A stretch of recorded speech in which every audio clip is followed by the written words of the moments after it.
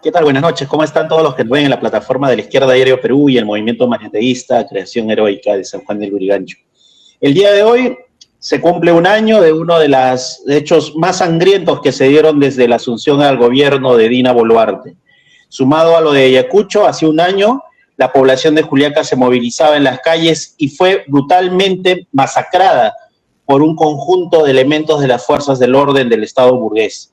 Juliaca se tiñó de sangre y alrededor de 18 a más pobladores fueron asesinados brutalmente. Las investigaciones vienen continuando y el día de hoy, creo, Ricardo y Carla, hemos podido ver una población de Juliaca movilizándose y en distintas partes del país realizándose algunos plantones, ¿no?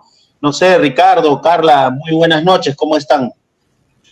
¿Qué tal, Víctor? Sí, efectivamente. Buenas noches, ¿cómo están? Nuestro primer programa del año. Sí, como decíamos, ha pasado hace exactamente un año, ha habido una matanza en Puno, Juliaca, ¿no? Ahí tenemos imágenes de lo que fue el día de hoy en Juliaca, ¿no? Un homenaje significativo. No sé, terrible la cuestión, ¿no? Terrible. Las historias que comentaban, no sé, Carla, tal vez un poco algo podrías comentar de lo que de estos hechos sangrientos, ¿no? Que enlutaron a nuestro país. Sí, justo les comentaba a ustedes hace un rato que ha salido un informe, ¿no? Que llama mucho la atención con respecto a los 18 asesinados el día 9 de enero del 2023. Se ha hecho nuevos peritos y en las necropsias, ¿no? Que se ha practicado a muchos de los asesinados, han encontrado, pues, bastantes proyectiles de arma de fuego, ¿no? Y en uno de los 18 cuerpos, su deceso ha sido porque ha tenido 72 disparos de perdigones, ¿no? Entonces, esto llama mucho la atención en el sentido de que la represión que se vivió el año pasado en Juliaca fue una represión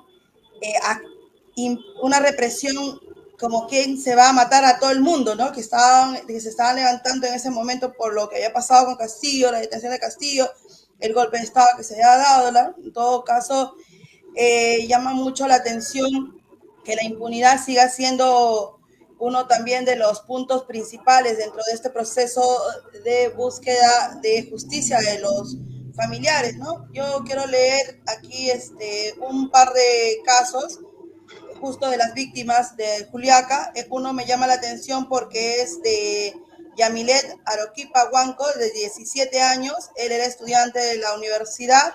Él fue asesinado de un balazo en el abdomen cuando acompañaba a su padre a comprar alimentos.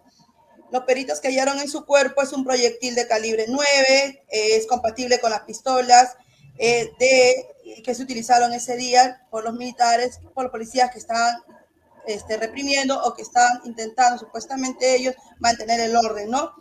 Este joven murió pues porque le alcanzó este proyectil a uno de sus pulmones, ¿no? Y en su cuerpo, como les vuelvo a repetir, se encontró pues este proyectil calibre 7.62 milímetros, el cual apagó sus sueños, apagó la esperanza de su familia, ¿no? Era un joven de 17 años, muy jovencito, que estaba pasando con el papá, ni siquiera era manifestante, estaba pasando por el papá, yendo a comprar unas cosas y lo asesinaron impunemente, ¿no?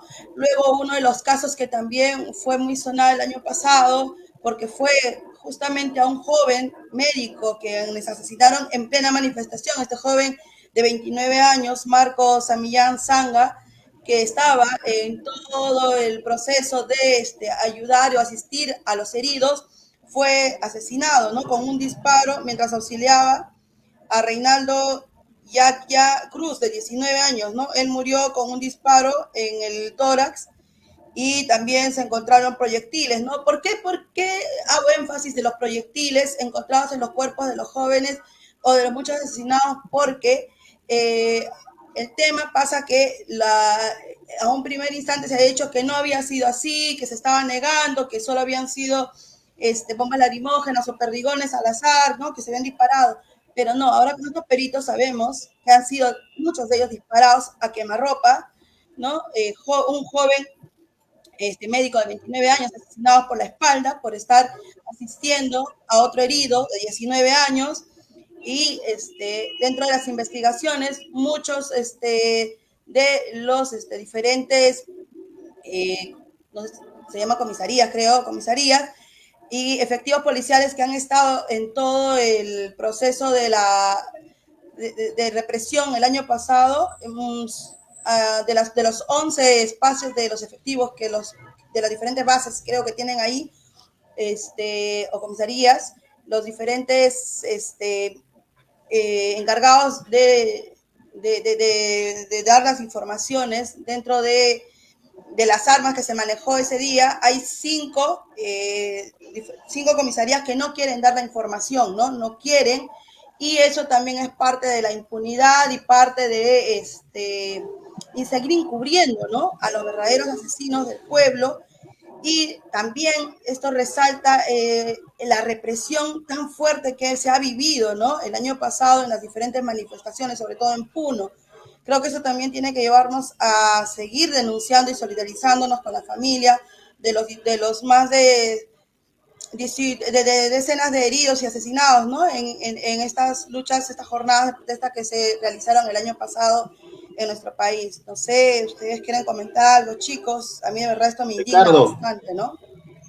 Ricardo, ¿cómo ustedes tomaron esto allá en San Juan del Lurigancho? ¿Cómo lo veían aquellos días? Y luego la llegada de una gran cantidad de personas también para tratar de hacer justicia por medio de la movilización social y un gran movimiento en las ciudades de Puno, donde los que dirigían empezaron a hacer las comunidades, los profesores, entre otros grupos, ¿no? Bueno, sí, lo que cuenta la compañera Carla es muy emotivo, ¿no? Es decir, ha sido terrible lo que ha sucedido con nuestros compañeros, ¿no? Muchos de ellos ni siquiera estaban protestando, ¿no? La gente que pasaba y fueron vilmente asesinados, ¿no? Entonces fue algo muy terrible y siempre, bueno, lo he comentado, que en el poco tiempo que tengo de militancia no había visto un movimiento, primero una represión terrible, ¿no? Bueno, sí hubo una represión en Bagua, creo, que todos nos acordamos, ¿no? La cual fue en el 2009, creo. Sin embargo, lo de que había sucedido a raíz a partir del 7 de diciembre fue pues algo terrible, ¿no? Terrible, ¿no? Eso conmovió a mucha gente, a muchos compañeros, nos conmovió y decidimos pues activar, ¿no? Y fue lo que también muchos compañeros se solidarizaron, empezaron a movilizarse, y fue lo que... Pero sin embargo hemos visto durante todo este tiempo un ánimo de, ¿con qué te digo?, de que todo quede ahí, ¿no? O sea, un blindaje absoluto. Muy parecido a lo de Bagua, ¿no? Sí, lo de Bagua, ¿no? ¿En qué queda lo de Bagua? Podríamos decir Bagua, podríamos decir también lo del 14N, ¿no? Cuando entró Merino también, la muerte de estos jóvenes, claro, de Playa, ¿no? O sea, ¿en qué queda todo eso, no? Impunidad total. Cuando entró el gobierno de Castillo, empezamos con el gobierno de Humala, también hubieron asesinados. En Cajamarca. ¿Qué pasó? Los demás gobiernos. Pero Ricardo, Carla, mira, es llamativo que estos dos, principalmente Bagua y Juliaca, esté marcado por una gran convulsión social, por una gran cantidad de movilización, pero también asimismo que quienes dirigen las acciones de represión no son gente de ultraderecha. O sea, quienes terminan dirigiendo las acciones de este tipo de represión sangrienta son personas que vienen del progresismo, de la llamada ola progresista, ¿no? El caso de Yehude Simón, el caso de Otárola y la propia Dina Boluarte, personaje muy cercana a Bermejo, se reivindicaban de estos sectores, ¿no? De este pensamiento y terminan reprimiendo de esta forma brutal, ¿no? Sí, o sea, sí. ¿qué podríamos discutir en torno a esto? O sea, ¿cuál es su visión sobre la protesta al final de estos sectores? No es más allá que es el continuismo de las políticas de defensa del Estado burgués, ¿no? Porque al final es lo que la gente luego desembocó fue en tratar de organizarse, autoorganizarse y lograr justicia, cosa que acá en Lima muchos de estos sectores terminaron mediando, ¿no? Por sus grados de amistad, de familia, etcétera, ¿no? Por ejemplo, ya, hasta todo lo de Bagua, ¿no? En Bagua fue, creo, Simons fue Sí, primer ministro, ¿correcto? sí. Claro. Primer ministro, era, sí, sí, no, claro, efectivamente. Y él está como si nada, ¿no? Hace unos meses estaba como si nada, inclusive está organizando su partido. No, inclusive le dan la inscripción a Verónica Mendoza y ella tenía su partido humanista, ¿no? Y acá, en este proceso también, quienes han sido parte de esta represión, ¿no? Bueno, Tarola, pues que hace algunos años se consideraba progresista, ¿no?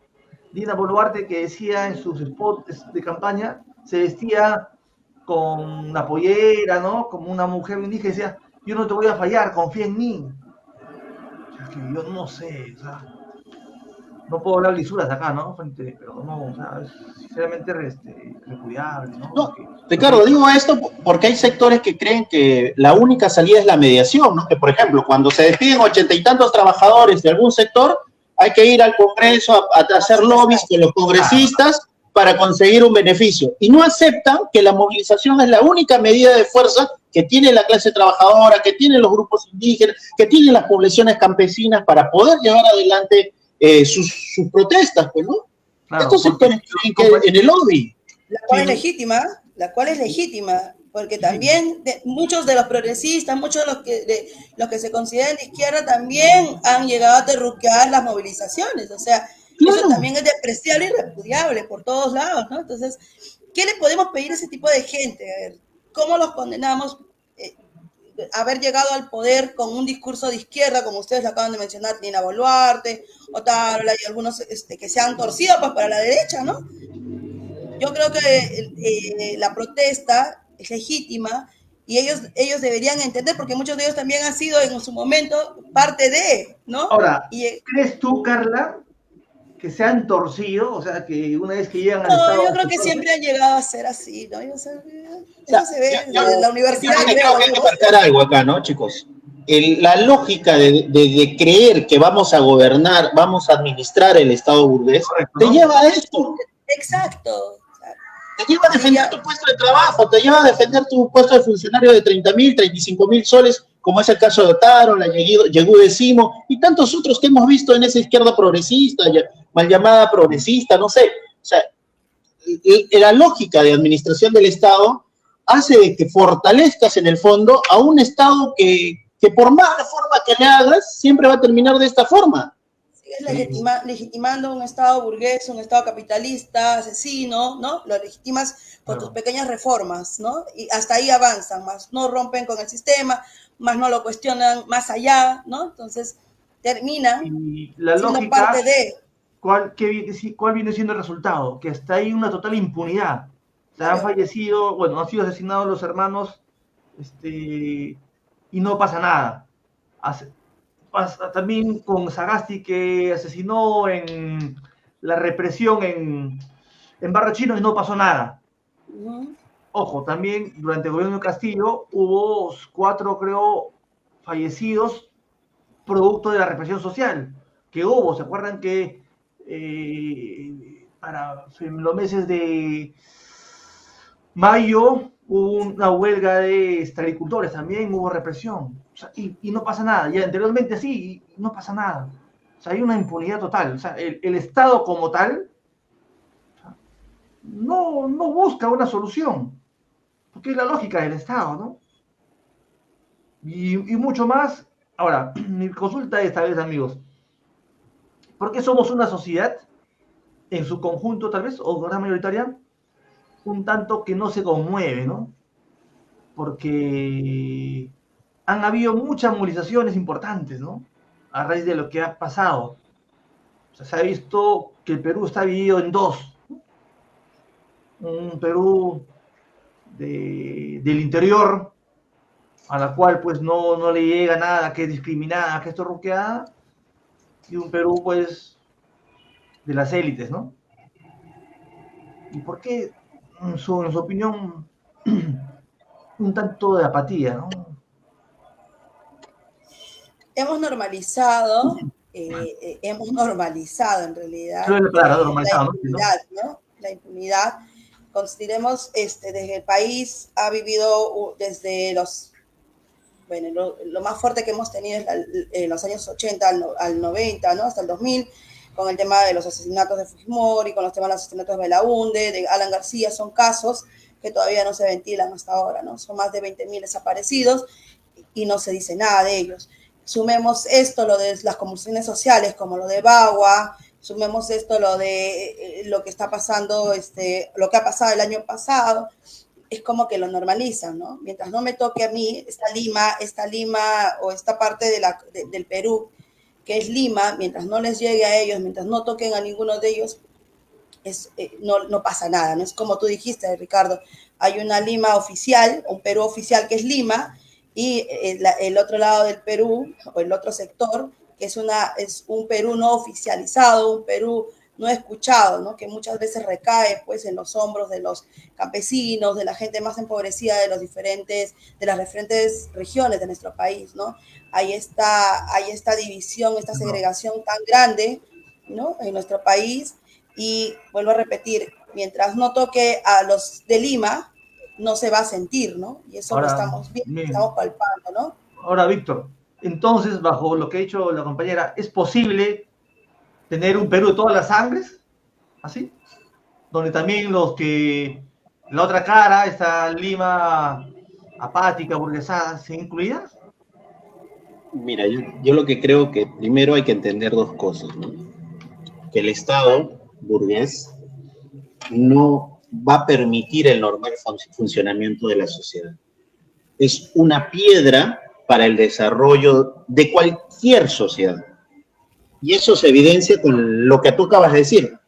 Se mató una gran cantidad de personas y hay un alto nivel de indiferencia, no solamente propulsado desde abajo, sino propulsado principalmente desde los espacios de las élites, de las clases dominantes. ¿Y qué quiero decir con esto? Si uno revisa los mensajes de los principales referentes de la burguesía nacional, los empresarios, o de su CEO, o sea, de sus gerentes, vamos a evidenciar de que hay un mensaje nada claro con respecto a estos hechos. Y al revés, en vez de pedir una necesidad de detener estos hechos, propulsaron hechos aún mayores, aún peores que estos, ¿no? Que fueron luego, desencadenaron en otros hechos de violencia acá en la ciudad de Lima, algunos muertos más. Pero ¿qué es en el fondo, Ricardo, en este escenario? O sea, el Estado burgués, creer que lo vamos a reformar, creer que bajo su juego, o sea, bajo su tablero de juego, que es el tablero que diseñó el fujimorismo, vamos a lograr o conseguir victorias, evidentemente, con estos hechos se evidenciaron que no. Y no se consigue ni siquiera justicia, porque la justicia se demora y se demora años. Veamos los casos Bagua, veamos muchos otros casos, ¿no? Que en carne propia muchos han vivido en este país. O sea, la justicia en todo el sentido que está dentro del Estado burgués, está condicionada para las élites burguesas. Y tener justicia... Ahí te hago una repregunta. Entonces, bajo este régimen, en todo caso, ¿ya? ¿Va a haber justicia para los compañeros asesinados, para equilibrar? Evidentemente no, Ricardo. Mira, hace 2 días cómo estamos viendo las sentencias que están habiendo contra Kenji, por el caso de Kenji Fujimori. Veamos, o sea, la realidad es el diseño judicial, del sistema judicial, de ese tablero sobre el cual se están jugando las piezas, está diseñado desde el fujimorismo. y en conjunto avalado por algunos sectores de izquierda que evidentemente se condicionaron como progresistas, ¿no? O sea, como el presidente del actual Comité Electoral del Colegio Médico del Perú, que fue parlamentario del CCD. Y ese es el primer elemento, yo creo. Hay que entender que el Estado burgués tiene un diseño para poder mantener este gran ámbito de privar la libertad de expresión, porque lo que hizo la gente con manifestarse, con salir a las calles, es hablar su posición, y así le moleste a cualquier dueño de cualquier empresa, así le moleste a Otárola o a Dina Boluarte, esto no significaba que mueran de esta forma de represión. O veamos las marchas en Francia, que son tan fuertes, con tanta mayor violencia. ¿Cuántos muertos hay en Francia? ¿Cuántos muertos hay en otros países donde existe esta gran convulsión social? Es que también hay un problema ahí, Ricardo, que el Estado burgués, y eso no entienden muchos de estos sectores progresistas, tiene una lógica de funcionamiento y por lo tanto tiene aparatos ideológicos que terminan transmitiendo en sus espacios de fuerza, que son la policía, el ejército, etcétera, elementos que representan a esa clase burguesa. Entonces, la tesis que sustentan estos sectores progresistas de que van a buscar una burguesía nacional para llevar adelante el desarrollo nacional, se cae ahí se está cayendo, porque no existe tal burguesía nacional, ni va a existir. Ese es el primer elemento. Creo que hay una lógica, antes de que Carlita venga, hay una lógica, ¿no? Que es la siguiente, como decía un compañero que una vez entrevistamos de México, sobre derecho y marxismo, ¿no? Que existe un programa. Y es la siguiente, ¿no? El Estado burgués capitalista, ¿no? O el Estado de clase, el que vivimos en la actualidad, se sostiene por las instituciones y un marco jurídico. Y el marco jurídico está hecho para defender la propiedad privada. Y eso se defiende de todas formas, ¿no? Inclusive matando, ¿no? Esa es la propiedad privada. El Estado no va a hacer, no va a haber leyes que atenten contra la propiedad privada. Entonces, cuando a unos productos del desborde irrumpen, invaden, ¿no? ¿Qué hace el Estado? Salvajemente, impunemente, mata, ¿no? Esa es la lógica del Estado, ¿no? Ahora, sin embargo, también esto va de la mano con el ascenso o descenso de la lucha de clases, ¿no? Cuando hay un ascenso en la lucha de clases, el Estado burgués no tiene tanta respuesta para reprimir, ¿no? Sin embargo, cuando hay un cierto equilibrio o descenso, el Estado arrasa, ¿no? Y qué es lo que ha pasado, ¿no? Entonces, esa es la lógica, ¿no? Entonces, y comparto lo que dice un compañero, ¿no? Bajo este régimen totalitario y más, bajo el Estado capitalista, burgués, los compañeros van a estar ahí y no va a pasar nada, ¿no? Lamentablemente, ¿no? Tenemos que organizarnos. Yo solo quiero marcar algo, ¿no? Mientras sucedían estos hechos, mucha de esa gente que medió para que la movilización decaiga, tenían a sus hijos de funcionarios en el Ministerio de Economía y Finanzas negociando, o algunos sectores de la CGTP buscando espacios dentro del Estado burgués para poder negociar convenios colectivos en medio de esta cosa. O sea, hay una casta, hay una élite, hay una clase burguesa, y esta clase que vive de la renta de las consultorías, que evidentemente tiene en el Estado un espacio de defensa. Y es el Estado por el cual van a sacar sus cuchillos, se van a poner todo en la boca. Y van a jugar el papel de debilitar la movilización social. Ahora, ¿qué es lo que tú bien claro dices? Que lo utilizas como elemento de lucha de clases. Es el segundo punto que colocaba para poder ver la herramienta que tienen los de abajo, los descamisados, el proletariado, los que tenemos solamente la capacidad de vender nuestra fuerza de trabajo, es en última medida la movilización. Es la movilización. O sea, tenemos que entender y retomar la lógica de la movilización. porque es con la movilización y la presión de la movilización que se van a lograr victorias. Por eso que cuando yo veo algunos sectores gremiales o vemos por ahí que lo primero que quieren ir es hacer el lobby con el congresista o la congresista, desestiman la capacidad de movilización de mucha gente, y eso es lo que sucedió, porque esta gente en el fondo, estos sectores progresistas, creen que solamente con el lobby se van a conseguir ciertas cosas y desestiman la movilización. Por eso es que cuando te dicen, pero ¿qué más podemos? Oye, tenemos que organizarnos, tenemos que ver cómo convivimos. Al final, las cosas, las soluciones de los principales problemas de nuestra sociedad no se van a realizar de forma individual. No por una búsqueda de un nuevo Jesucristo, de un nuevo Incarri, sino es de conjunto y de colectivo. Y la movilización es el elemento donde se puede materializar eso. Y eso lo entiende la derecha. La derecha lo entiende que cuando sus principales estamentos o pilares de esta sociedad entran en crisis, tienen que movilizarse. Y eso es lo que le hicieron a Castillo desde el primer momento, porque solo el hecho de que Castillo llegara al poder implicaba que pueda llegar más adelante otros sectores de la clase proletaria, de campesinos, de gente descamisada, que puedan tener ideas mucho más radicales y muchas más claras que Castillo. Y por eso empujaron constantemente a hacerlo caer y a darle el golpe de Estado finiquitado hace más de un año.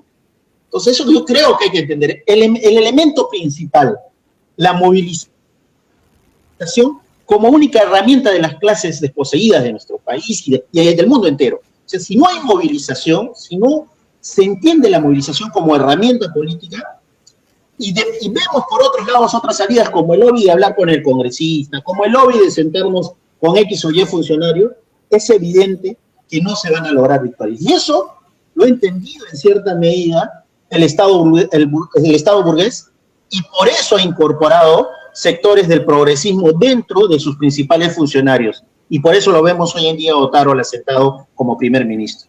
Yo creo que esos dos elementos, Estado burgués y movilización, tienen que ser dos elementos que tenemos que poner muy claramente. Y es cierto lo que tú dices, Ricardo, porque uno lee los análisis de estos sectores progresistas que hoy publican en Claxo, que hoy publican en diferentes espacios que les permiten llegar.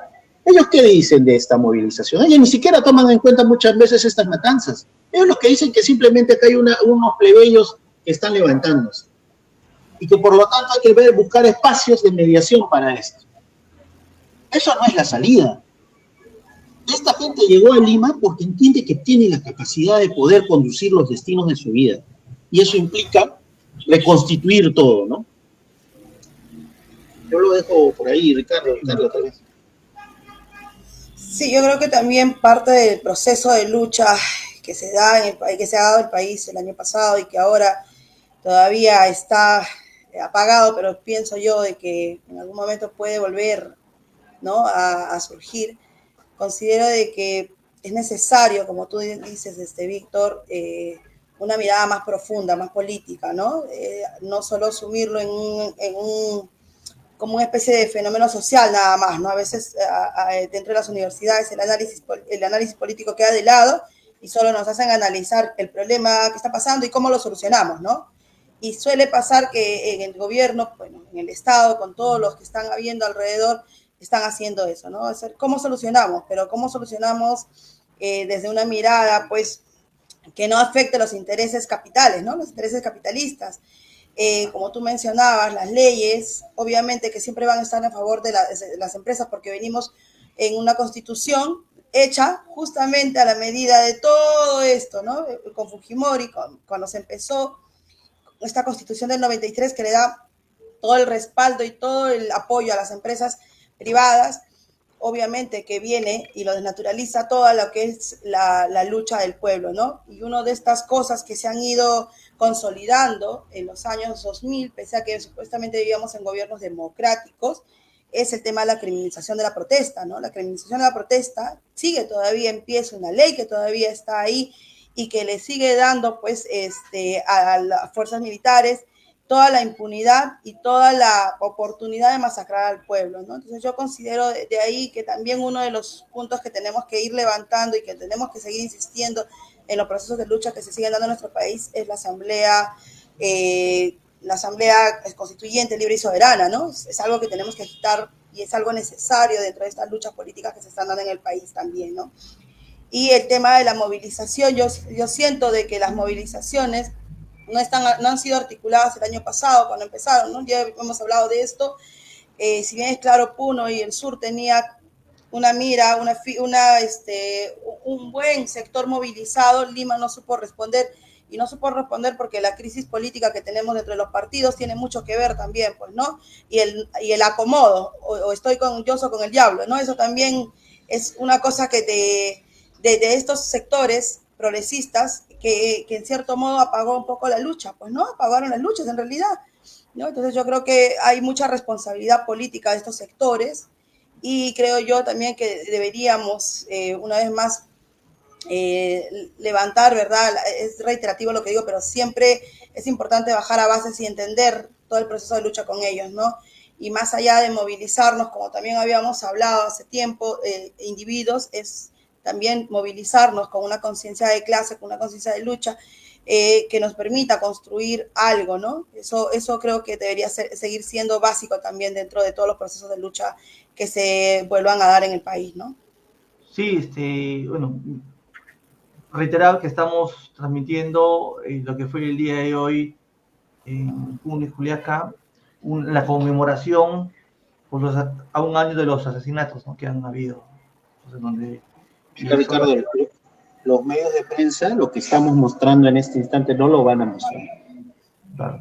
Hoy lo van a pasar a un segundo plano por los hechos que acaban de suceder en Ecuador. Ni siquiera están mostrando las movilizaciones que hoy se dieron en Panamá, por el tema de esta mina de cobre en Panamá, que posiblemente lo esté dirigiendo la clase trabajadora. O sea, no lo van a mostrar los grandes medios. ¿Por qué? Porque es evidente que quieren, una vez más, vuelvo a repetir, sostener y debilitar una de las principales herramientas políticas que tienen los de abajo, las clases desposeídas, los trabajadores, que es la movilización.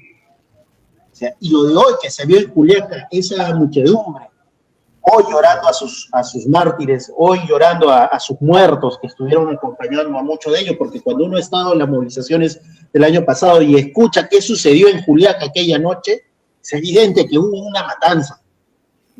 Helicópteros, disparos, gente que estaba saliendo de discotecas asesinados. O sea, esa actitud de represión la quieren apagar. Y nosotros tenemos que empezar a discutir, a hablar, los pocos que nos ven o varios que nos ven de vez en cuando, entender esto, ¿no? La única herramienta para poder solucionar que tenemos nosotros es la capacidad de movilización y organización. Solos no vamos a salir de estas crisis, menos de esta recesión. Si salimos, los que van a salir van a ser los de arriba y nosotros vamos a continuar jodidos, como se dice. Y es de recordar, como veíamos el año pasado, a finales, en los últimos programas, que ni siquiera hemos podido recuperar el salario o la capacidad adquisitiva que se tenía desde el 2018. Sí, en esa situación nos encontramos. Si esa gente en Juliaca sale es por eso. Es terrible lo que viene pasando. También creo que estamos perdiendo alguna sensibilidad, ¿no?, de ser seres humanos. Han sido también asesinados de una forma salvaje y genocida en Palestina, ya más de 20.000. Todavía, a lo menos, bueno, la sociedad peruana es un tanto indiferente, ¿no? Creo que eso debemos de cambiar, pero también entiendo yo que estamos en un proceso de repliegue en la lucha de clases, ¿no? Es así, ¿no? Así como hay ascensos, también hay descensos. Y estoy seguro de que la movilización va a entonar de acá a un cierto tiempo, algunos meses más, y nuevamente vamos a dar vuelta, ¿no? La salida es esa, ¿no? Que nos organicemos, que nos movilicemos y tengamos como eje que bajo el actual sistema capitalista y el Estado no va a haber justicia ni para los asesinados en Puno ni para los que están siendo exterminados en la Franja de Gaza, ¿no? O Así como Israel no puede ser democratizado y ser un Estado que defienda los derechos humanos, la sociedad peruana y el Estado capitalista peruano, el Estado burgués, no va a encubrir a los asesinos, a los autores materiales e intelectuales, lo va a encubrir, como siempre lo estila, lo va a hacer. No sé, tal vez la palabra final es Víctor, Carla, porque de lo que fue el día de hoy, ¿no? Y es una perspectiva. Víctor. No, nada, solo marcar esto, ¿no? Que la movilización es la herramienta principal. Y tú colocabas algo, ¿no? Que era los hechos que se han dado en Palestina. Si hoy muchos de los estados están retrocediendo en sus posiciones frente a Palestina, no es porque la Cancillería o el Partido Demócrata o tal persona ha influido políticamente sobre tal, sino porque vemos gran cantidad de jóvenes de distintas universidades en distintas partes del país, del mundo entero, que se han venido movilizando. Y también ciudades enteras, como en el caso de Londres, en el caso de París, o diferentes otras, donde hay una gran cantidad de movilizaciones para detener la matanza en Palestina. La única herramienta con la que contamos es la movilización.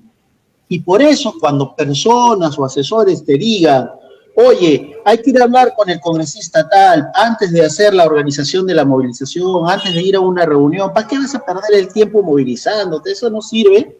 Ten cuidado, porque lo que ellos quieren es sostener el Estado burgués. Porque lo que ellos quieren es tener una negociación a medias para el beneficio del de arriba. Es que hay que decirlo así. Lo que sucedió en Juliaca es una muestra de eso. La gente se movilizó, vino a pedir justicia, vino a esta ciudad a que se le escuche, porque acababan de matar una gran cantidad de jóvenes, de personas de a pie. Era increíble, como tú bien dices, Ricardo, para algunos ni les interesaba, por más que prestaban su local partidario, ni siquiera conocían a las personas. Ese punto de degradación de la política de parte de estos sectores que solamente buscan ser funcionarios dentro del Estado, es evidente que marca ya una ruptura. Y esto tiene para largo. Si bien es cierto, vamos en retroceso, hay que aprender de estas experiencias. ¿En qué nos equivocamos? Y ese es el llamado a los que nos ven desde Puno, desde Juliaca, entender en qué se equivocó, y entender que muchas veces podemos caer en lógicas de burocratización o lógicas en las cuales puedan llevarnos a las mediaciones. Porque los que estuvimos en las movilizaciones el año pasado sabemos de la cantidad de asesores, congresistas que se acercaban para hablar que hay que ir a negociar al Congreso. Esa era su política. Y bajo ese marco fueron desinflando la gran cantidad de personas que estaban acá, por fuera de otros elementos que ya hemos discutido en un programa anterior sobre la movilización. Pero hay que entender, creo, inicialmente dos cosas. Y eso implica una ruptura frontal contra estos sectores progresistas. Decirles en su cara su papel de defensa del Estado burgués y su papel de defender, de tener este tipo de salidas. Por eso está Táralo como primer ministro, por eso está Yehude Simón, estuvo como primer ministro con García, por eso muchos de otros de ellos estuvieron encubriendo en su determinado momento a otro tipo de matanzas. En ese sentido, creo que la experiencia, los hechos hace más de un año de Juliaca no pueden quedar olvidados hoy más que nunca. Si bien es cierto lo que tú marcas, Ricardo, pero tenemos que entender en este escenario qué es lo que se hizo bien y qué es lo que se hizo mal. Y no es una cosa de malhechores y bienhechores, sino de conjunto entender hacia dónde podemos avanzar. Solos no lo vamos a hacer. De conjunto es la única forma que se puede llevar adelante las cosas. Y creo que Puno entendió en esa movilización, en esos hechos de protesta del año pasado, que solo pueden conquistar muchas cosas, porque no hubo ni fuerzas armadas, no hubo ni poder judicial, no hubo ni fiscalía, y las cosas continuaron como si nada, y hasta llegaron a administrar la frontera sin ningún problema. ¿O es que acaso escuchamos algunos hechos de violencia o de delincuencia durante ese periodo? Las organizaciones de base pueden lograr muchas más cosas que el propio Estado burgués. una especie de comuna, ¿no? Pequeña, ¿no? Sí. Pero eso es lo que tenemos que hacer. Lograron administrar su producción, lograron administrar muchas cosas sin la necesidad del policía o del ejército. Al revés, ellos estaban buscando reprimir con toda violencia este tipo de salidas organizadas y movilizadas, ¿no? Yo lo dejo ahí, Ricardo, Carlos. Carla. Sí, yo volveré a solidarizarnos con la lucha de nuestros hermanos de Puno, también solidarizarnos con los deudos, ¿no? De los diferentes jóvenes, personas. Yo quiero llamar un poco a la reflexión de nuestro público que nos ve, ¿no? En el sentido de no ver cifras de muertos, decir, 70, 60, no señores, eran personas que tenían un proyecto de vida, eran jóvenes que querían sacar adelante a sus padres, eran esposos que estaban luchando para poder vivir dignamente con su familia, ¿no? Son sueños apagados de muchos de ellos, de Héctor Kilcamaiki, de Eber Mamani Arquite, de Eder Mamani, de Edgar Huarango Choquehuanca, de varios jóvenes que estuvieron ese día, ya sea por la lucha o estaban transitando por ahí, fueron asesinados, fueron apagados todo su proyecto de vida. Eso hay que tener en cuenta. Han matado hermanos nuestros y hay que sentirlo como sociedad. No sigamos normalizando el terruqueo, la impunidad y sobre todo no sigamos normalizando los argumentos que da la derecha, ¿no? De que se lo merecían, que tenían que morir o que simplemente estaban defendiendo la paz en el país, ¿no? ¿Qué tipo de paz se defiende matando a los hermanos, ¿no? O haciendo que se maten entre ellos. Yo lo dejo ahí y a seguir en la lucha, ¿no? Sí, gracias, Víctor, Carla, por las reflexiones, ¿no? A un año de la impunidad. Y bueno, estamos acá diciendo los créditos, ¿no? Son imágenes del programa 24 horas en vivo, Puno Juliaca, el homenaje que se ha realizado en conmemoración a los asesinatos, ¿no? Está rememorando los hechos. Ahora, efectivamente, tenemos que organizarnos, tenemos que luchar, tenemos que creer en la fuerza de la movilización. Y si bien es cierto, en la actualidad, el gobierno de Boluarte todavía sigue en pie, porque desde el Congreso ahí lo están blindando. Ya, todos los partidos. Ya, no solamente la derecha, sino también la izquierda la están blindando. Los parlamentarios no se movilizan, simplemente hacen su proyecto de ley, su cartita y ya está. Y bajo esa lógica no va a pasar absolutamente nada. Bajo esa lógica va a haber impunidad y la clase trabajadora, que somos aquellos nosotros quienes vendemos la fuerza de trabajo, vamos a ser cada vez más explotados y precarizados. Bueno, son las reflexiones que hago, Víctor, Carla, muchas gracias a todos los que nos siguen y comentarles, ¿no? De que es el primer programa del año, pero lamentablemente tenemos que empezar así, ¿no? Reflejando, ¿no? Bien. Muchas gracias. No sé si tal vez algo de cierre, que se nos va. Nos vemos la próxima semana. En la próxima semana. Hasta luego. Muy bien. Listo.